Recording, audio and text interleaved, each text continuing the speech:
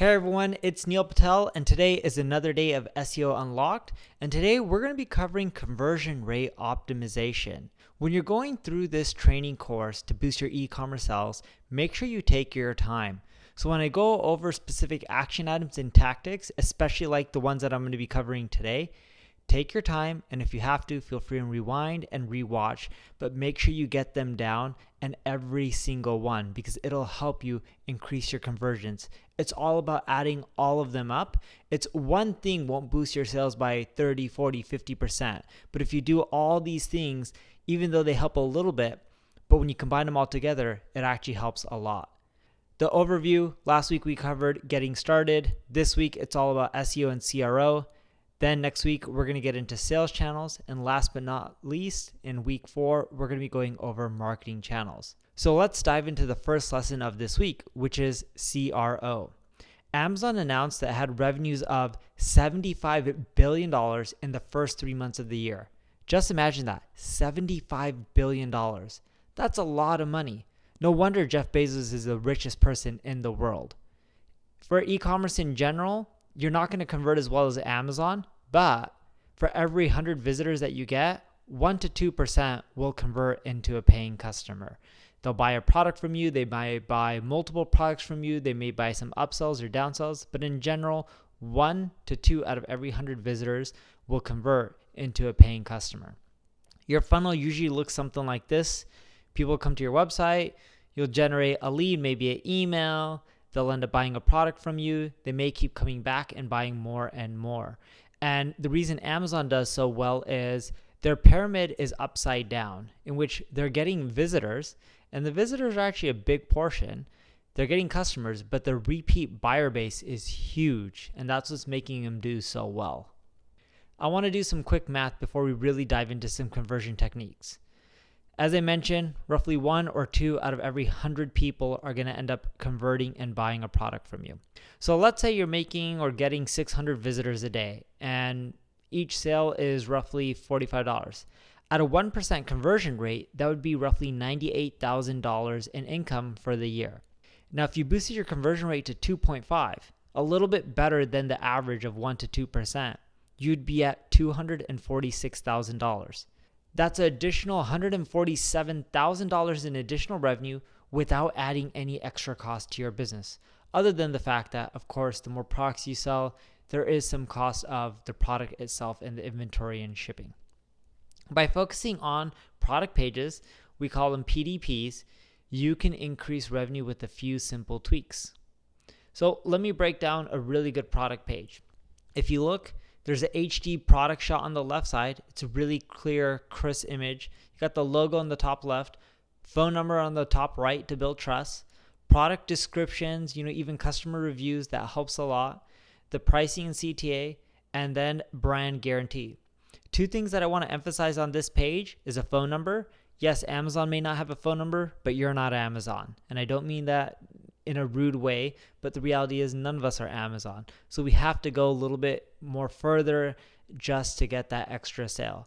And the brand guarantee is huge too. Things like badges that say free no contact delivery. Those kind of things can help boost conversion rates. With your website, you want to optimize for your meta descriptions. Meta descriptions will help boost conversion rates.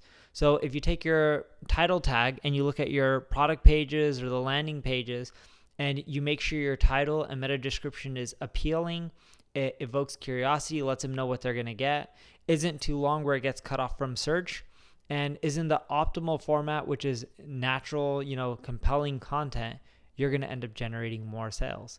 And if you want to analyze your meta tag, go to Ubersuggest, and in Ubersuggest, put in your URL and click on the site audit report on the left side. It'll break down and analyze your whole site from your SEO, but also your meta tags as well, and give you a report on it. Here's multiple product shots. This is one of the easiest ways to boost conversions. When people are looking at a product, they want to see every single viewpoint from it. How does it look from the front, from the back? How does it look being used or worn? What if you want to zoom in or zoom out? Can you show someone actually walking in the product or using the product? That could be through a video or a GIF. Are the quality of the images better or high quality, right? You don't want blurry images. Humans respond 6,000 times faster to visual images than they do over text. So make sure that you're using visuals. But when you're using visuals, you want to make sure that you're compressing your images so that way your page loads fast, because every second delayed in load time is going to cost you conversions. So compress your images, but still keep the quality up. There's a lot of tools that do it online. Just use one of them. You also want to articulate your product descriptions. What is it? How is it made? If you have a story, talk about the story and the history behind it. Turn the features into benefits and use a combination of logic and emotion when you tie both of those two things in together, because some people are more emotional, some people are more logical, but when you combine them both, you're going to hit all sides and boost your conversion rate. You want to dissect every aspect of your product and clearly articulate it. That's how you get more sales from your product descriptions. Like I mentioned, logic and emotion combined do very well. Some people are left brain, some people are right brain, but when you combine both of them, that's when you see more conversion lifts. Don't just appeal to one side or the other, appeal to both.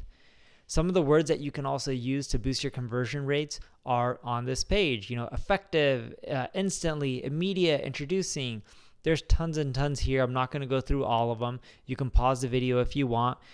Just take a screen capture of this and it'll give you ideas of words that you can use in the future. An interesting stat, and this is from ElasticPath, for CTA buttons, people are more likely to click on add to cart than they are to click on add to bag or add to shopping bag or add to basket. There's multiple words that you can use, but stick to the basics. People prefer add to cart. Don't get fancy or anything like that. Stick with what people know and are used to. Another thing that I recommend that you do on your pages is answer frequently asked questions. See, unlike shopping in person, you're going to have questions and probably even more questions because you can't see the product. You can't touch the product. So by answering the most common questions in an FAQ section, you're going to save people time. It shows that you thought through every single use case and it helps boost conversions. It's simple. This one thing won't drastically increase your conversions, but if you combine everything that I'm talking about, it really does help. That's why I don't want you to forget your FAQs.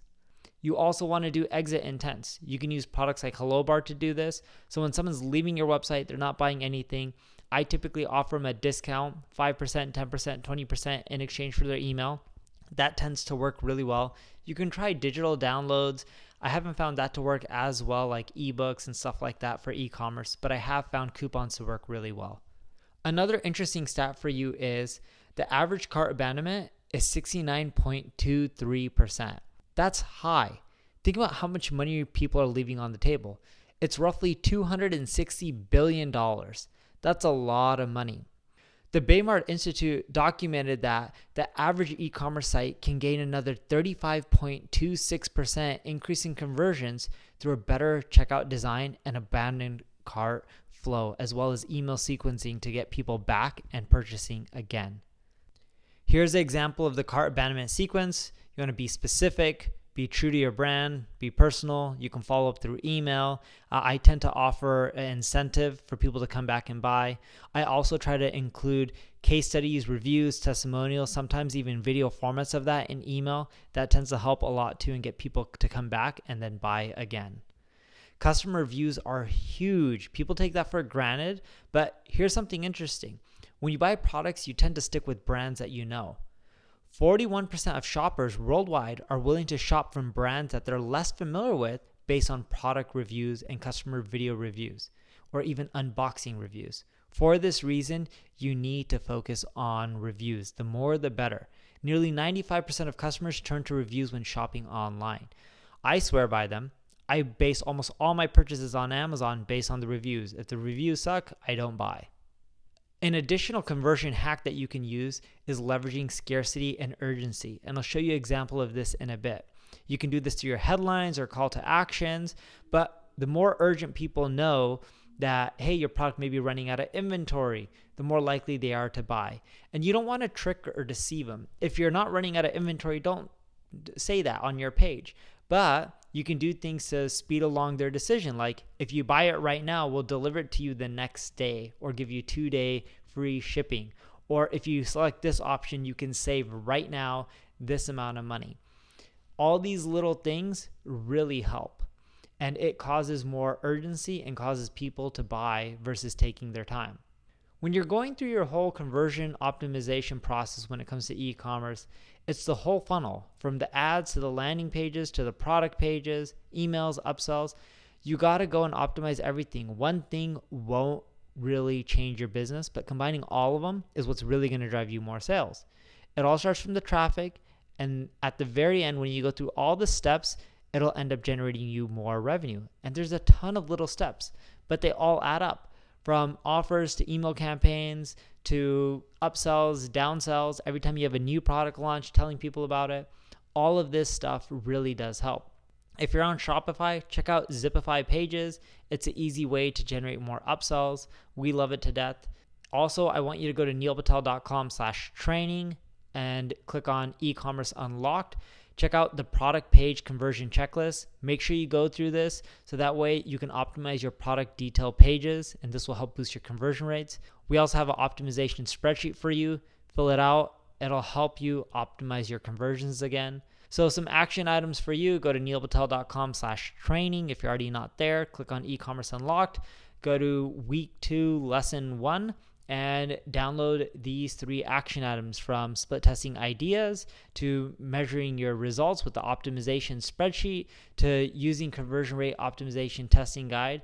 When you go through all of these files, it'll help you get more results. These worksheets, these templates, they're really important, so I want you to use them. And if it takes you a little bit extra time, don't worry, but they're there to help you out and give you ideas so you don't have to start from scratch.